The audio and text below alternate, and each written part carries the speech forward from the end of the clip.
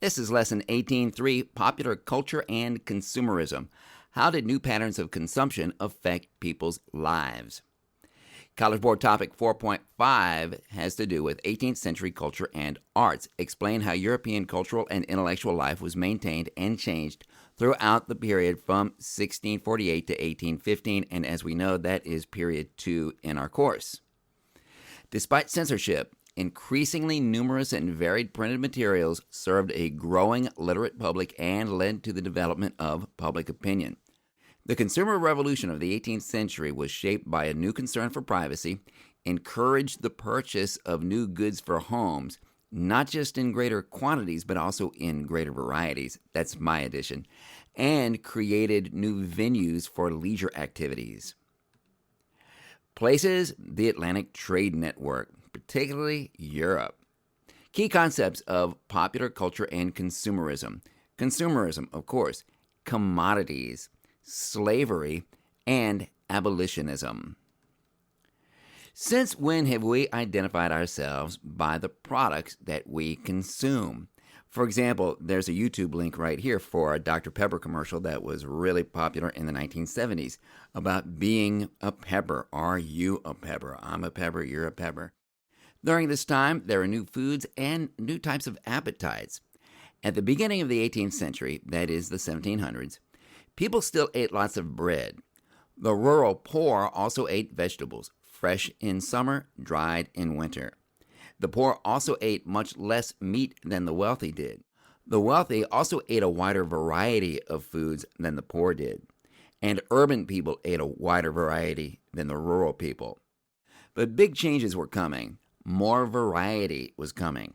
Market gardens contributed to the variety. New farming methods that we've talked about produced more variety. And we've also talked about this, the introduction of new crops from the Americas.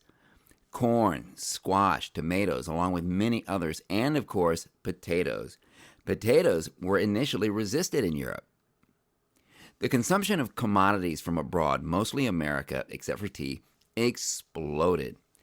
These items were luxury items: tea, sugar, coffee, chocolate, tobacco, rum. And the labor of enslaved people was what made this possible. Slavery expanded the production of these commodities, and slavery lowered the prices of these items. Just so we're clear, commodities are basic goods, raw materials which are used in the production of more refined products. Their quality tends to be the same regardless of who produces them. And you've got some examples: gold, oil, corn, rice. Why were colonial products so popular? Common people had a desire to emulate the elite, having tea time, smoking a pipe. And this type of consumption blurred the boundaries between social classes. The lower classes saw the ads and they wanted to experience these things for themselves. And the increasing pace of work made stimulants more desirable, stimulants like tea and coffee. These products were also mildly to severely addictive: tea, coffee, hard liquor, tobacco, and these keep consumers coming back. And, as we hinted at the beginning of the lesson, people were increasingly deriving a certain amount of self-identity from the things that they consumed, as much as by where they were from or what they did for a living. But it wasn't just commodities that were prominent in the consumer revolution.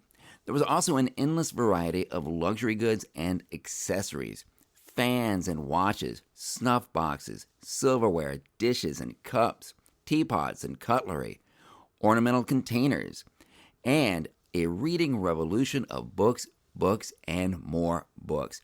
Much more variety than just sacred texts. And reading silently for one's own individual personal enjoyment became more popular.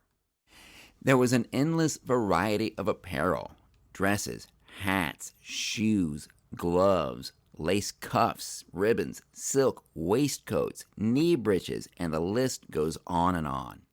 And as all of these goods became more available and more affordable, they also blurred the lines between the aristocracy and the middle class, since the middle class could now look more like the aristocracy. But the consumer revolution was also about individuality. Your individual tastes were your tastes. Rooms in the house became partitioned and purposed for specific functions. For example, some rooms were used just as bedrooms. New glass making technology also allowed more light to fill these spaces from the outside.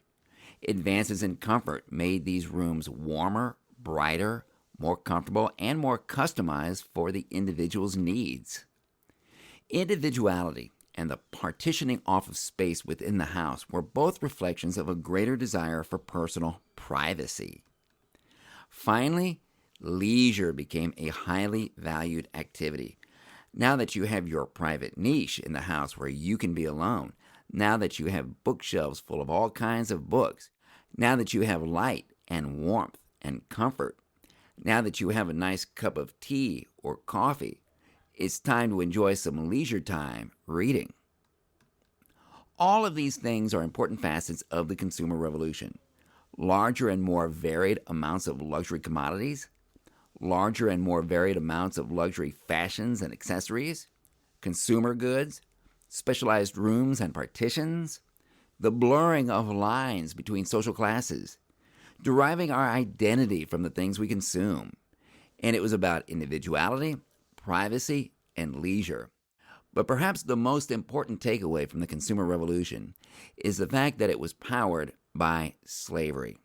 Slaves grew and harvested and extracted the raw materials that provided so much of this high living.